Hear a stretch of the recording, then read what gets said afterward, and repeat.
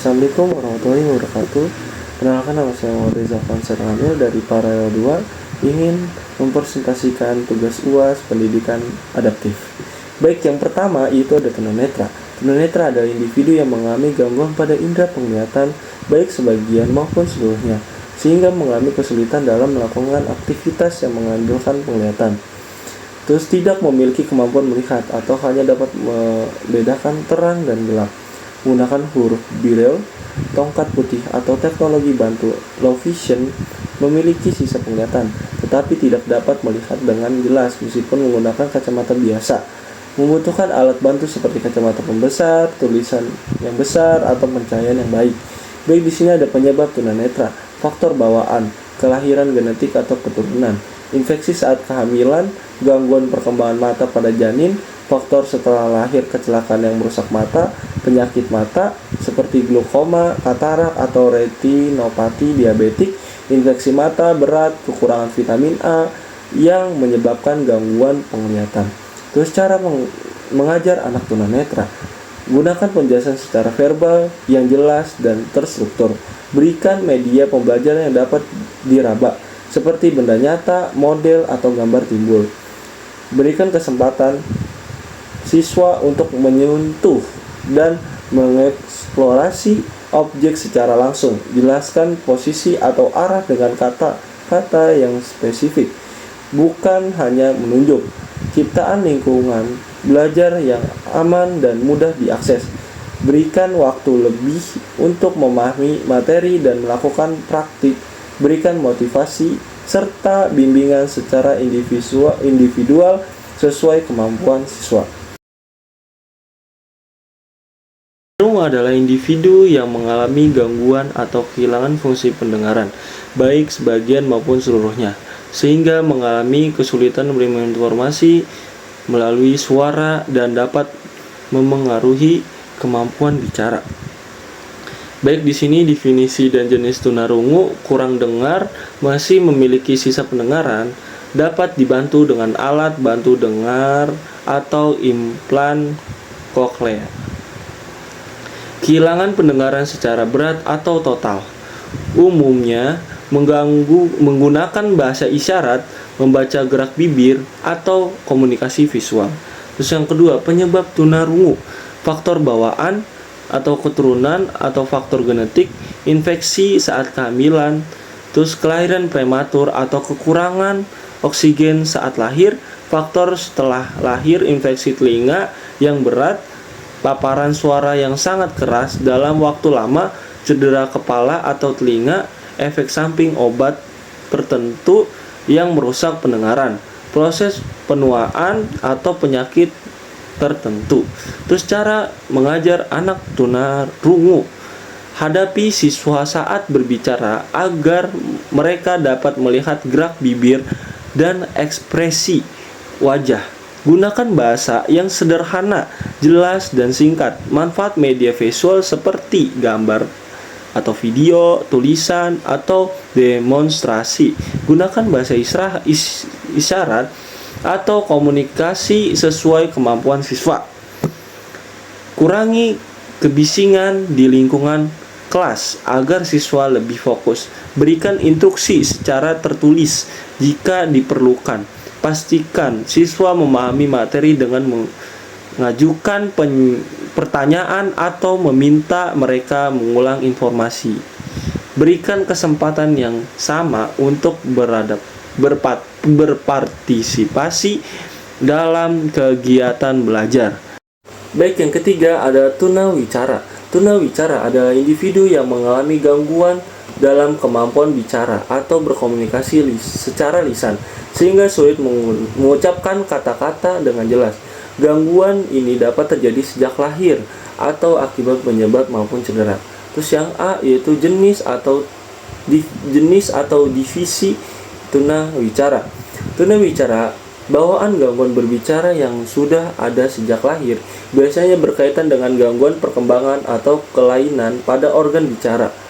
Tunawicara akibat faktor tertentu terjadi karena kecelakaan, penyakit, kerusakan otak, atau gangguan pada organ bicara. Dapat bersifat sementara maupun permanen. Terus yang Selanjutnya ada penyebab tunawicara. Faktor bawaan kelainan pada organ bicara, lidah, bibir, langit-langit mulut, gangguan perkembangan saraf atau otak, kelainan genetik, faktor setelah lahir, gangguan pendengaran yang memengaruhi perkembangan bicara, cedera kepala atau kerusakan otak, stroke atau penyakit saraf, terus kecelakaan yang merusak organ bicara. Terus yang cara mengajar anak tunawicara, gunakan komunikasi visual seperti gambar, kartu, kata, atau lisan. Berikan instruksi yang singkat, jelas, dan mudah dipahami. Gunakan bahasa isyarat atau alat komunikasi alternatif. Jika diperlukan, berikan waktu lebih kepada siswa untuk menyampaikan jawaban. Jangan memaksa siswa berbicara jika mengalami kesulitan. Berikan pujian dan motivasi atas setiap usaha berkomunikasi. Libatkan siswa dalam kegiatan berkelompok agar kemampuan komunikasinya berkembang. Baik, yang selanjutnya ada yang keempat, yaitu tunagrahita. Tunagrahita adalah individu yang memiliki kemampuan intelektual IQ di bawah rata-rata dan mengalami hambatan dalam kemampuan berpikir, belajar, berkomunikasi, serta menyesuaikan diri dengan lingkungan. Kondisi ini umumnya muncul sebelum usia 18 tahun. Divisi atau jenis tunagrahita. Tunagrahita ringan IQ sekitar 50-70. Dia mampu belajar membaca, menulis, dan berhitung sederhana dengan bimbingan. Tunagrahita sedang IQ sekitar 35-49, mampu melakukan aktivitas sehari-hari dengan bantuan dan latihan. Tunagrahita berat IQ sekitar 20-34, membutuhkan bantuan dalam hampir semua aktivitas sehari-hari. Tunagrahita sangat berat IQ di bawah 20, memerlukan perawatan dan pendamping secara penuh. Baik, penyebab tunagrahita, faktor bawaan atau kelainan genetik seperti sindrom Down, infeksi selama kehamilan, cedera otak atau kepala, infeksi atau kekurangan gizi berat pada masa pertumbuhan. Terus cara mengajar anak tunagrahita. Gunakan bahasa yang sederhana, singkat, dan mudah dipahami.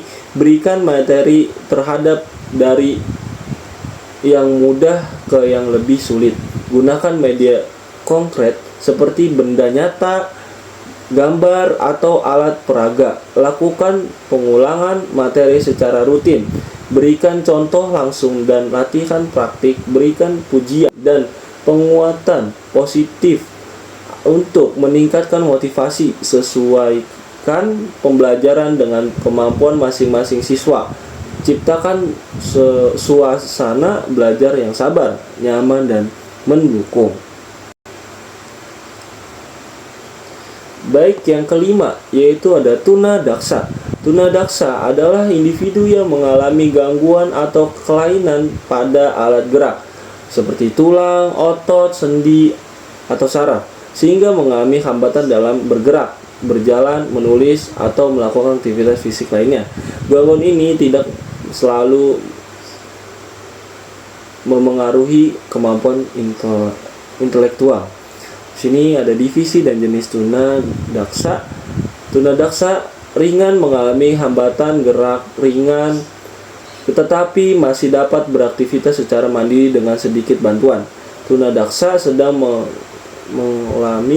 mengalami keterbatasan gerak yang cukup jelas dan memerlukan alat bantu seperti tongkat atau kruk.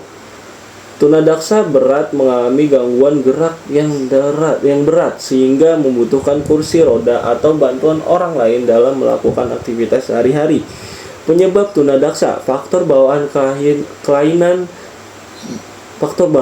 atau kelainan bentuk anggota tubuh sejak lahir, kelainan genetik, gangguan perkembangan jenis, faktor setelah lahir, kecelakaan yang menyebabkan cedera tulang atau saraf, penyakit seperti polio atau cerebral palsy, cedera tulang belakang atau otak, amputasi akibat penyakit atau kecelakaan. Terus cara mengajar anak tunadaksa sesuai metode pembelajaran dengan kondisi siswa. Pastikan ruang kelas mudah diakses dan aman. Berikan waktu lebih dalam menyelesaikan tugas. Gunakan alat bantu belajar bila diperlukan. Libatkan siswa dalam kegiatan sesuai kemampuan mereka. Berikan motivasi dan penghargaan atas usaha yang dilakukan. Hindari membedakan perlakuan dengan siswa lain dalam pelajaran PJOK. Lakukan modifikasi alat aturan atau gerakan agar siswa tetap berpartisipasi. Baik, di sini yang kelima ada tunalaras. Tunalaras adalah individu yang mengalami gangguan dalam perilaku, emosi, dan kemampuan menyesuaikan diri dengan lingkungan sosial, sehingga sering mengalami kesulitan dalam belajar dan berinteraksi dengan orang lain. Divisi atau jenis tunalaras, gangguan emosi mudah cemas, sedih, takut, atau menarik diri dari lingkungan. Sulit mengendalikan perasaan, gangguan perilaku sering melanggar aturan, mudah marah, agresif, atau sulit disiplin, mengalami kesulitan berinteraksi dengan teman maupun guru.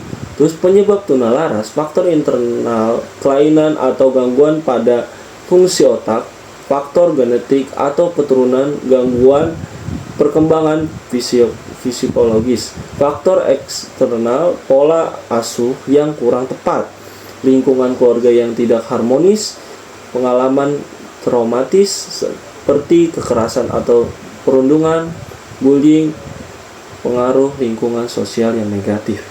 Cara mengajar anak tunalaras itu gimana? Bangun hubungan yang baik dengan siswa melalui sikap sabar dan penuh empati. Terapkan aturan kelas yang jelas dan konsisten. Berikan penguatan positif atau penghargaan terhadap perilaku yang baik. Gunakan metode pembelajaran yang menarik dan melibatkan siswa secara aktif. Hindari hukuman yang berlebihan atau mempermalukan siswa. Bimbing siswa dalam mengelola emosi dan menyelesaikan konflik. Bekerja sama dengan orang tua, guru BK, atau tenaga profesional jika diperlukan. Ciptakan suasana kelas aman, nyaman, dan mendukung. Baik, di sini yang ke-7. Autisme, gangguan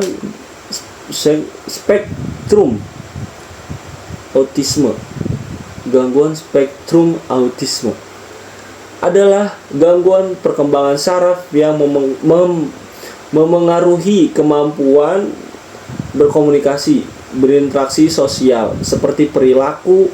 Anak autisme memiliki kemampuan dan kebutuhan yang berbeda. Divisi dan jenis autisme. Autisme ringan mampu berkomunikasi sederhana, memerlukan bantuan dalam berinteraksi sosial dan belajar. Autisme sedang mengalami kesulitan yang lebih jelas dalam komunikasi dan interaksi sosial, membutuhkan pendampingan dalam kegiatan belajar. Autisme berat mengalami hambatan yang sangat besar dalam komunikasi dan perilaku, membutuhkan bantuan intensif dalam kehidupan sehari-hari. Penyebab autisme itu apa? Faktor genetik, riwayat keluarga, atau kelainan gen tertentu. Faktor perkembangan otak, gangguan pada perkembangan dan fungsi otak sejak masa kehamilan atau awal, meningkatkan risiko seperti kelahiran prematur atau komplikasi tertentu. Namun penyebab pastinya belum diketahui secara pasti dan biasanya melibatkan kombinasi beberapa faktor. Cara mengajar anak autisme itu gimana? Menggunakan instruksi yang singkat, jelas, dan konsisten. Buat jadwal belajar yang teratur agar anak merasa nyaman. Gunakan media visual seperti gambar, kartu, atau video. Berikan materi secara bertahap dan ulangi jika diperlukan. Kurangi gangguan atau kebisingan di lingkungan belajar. Berikan pujian dan penguatan positif ketika anak menunjukkan perilaku atau hasil belajar yang baik. Sesuaikan metode pembelajaran dengan kebutuhan dan kemampuan masing-masing anak. Bekerja sama dengan orang tua dan tenaga profesional untuk mendukung perkembangan anak. Baik, jadi segitu aja presentasi UAS pendidikan adaptif. Jika ada yang salah ataupun kurang dari kata-kata yang saya ucap, saya meminta maaf. Kurang lebihnya mohon maaf. Assalamualaikum warahmatullahi wabarakatuh.